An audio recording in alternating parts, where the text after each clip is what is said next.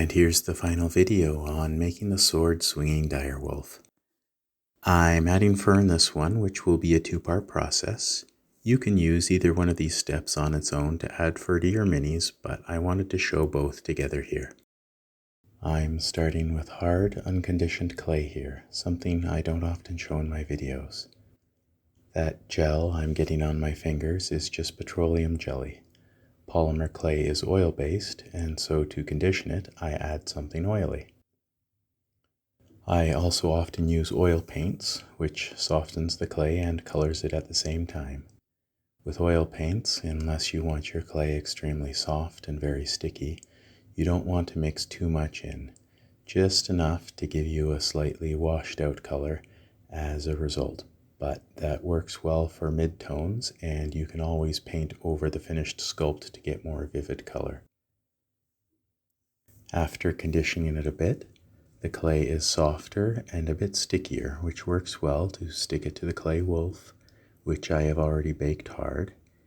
If you find conditioned polymer clay to be too sticky and sticks to your fingers more than you want, remember that being oil-based, it is hydrophobic. Dip your fingers or sculpting tool in water and it will glide right over the clay.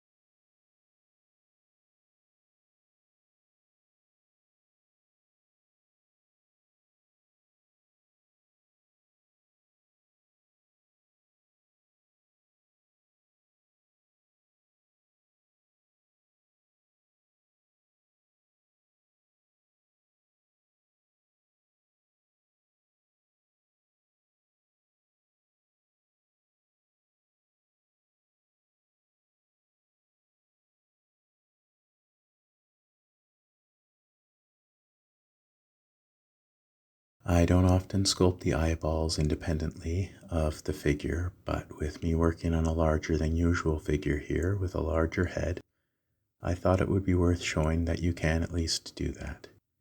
As I don't have a lot of experience with sculpting eyeballs, I don't really have a lot of insight into doing this, just get them in there, and I do end up using a little bit of varnish to help them stick in there too.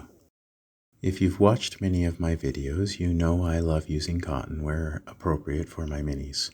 Fur, hair, clothing, whatever works really. I'm using varnish to get the cotton to stick to the figure itself, but once you've got the first layer down, if you're really building up a cotton layer nice and thick, you don't have to only use varnish. Once you have some cotton on there with varnish and it's sticking well to the figure, cotton will stick really well to more cotton, and you can work and style it by getting it just a little wet with water.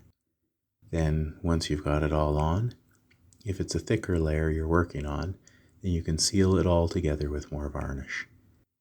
And if you find that the cotton doesn't have as much bounce and volume as you want, this usually happens because you've gone a bit heavy with the varnish and the brush, you can try spray-on varnish. If you keep a good distance, it has a gentle touch that will leave a lot of volume to your cotton, and the cotton will gradually soak it in enough to give good coverage and keep the whole mass sticking together well. You can go as thick or thin with the cotton as you want, or even leave it out, whatever look you think works best.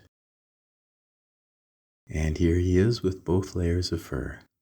I hope Sickle McGee 53 likes it and has many great gaming sessions with his swordy wolf. I'll be mailing it out to him right away, and I hope you've enjoyed watching. Thank you.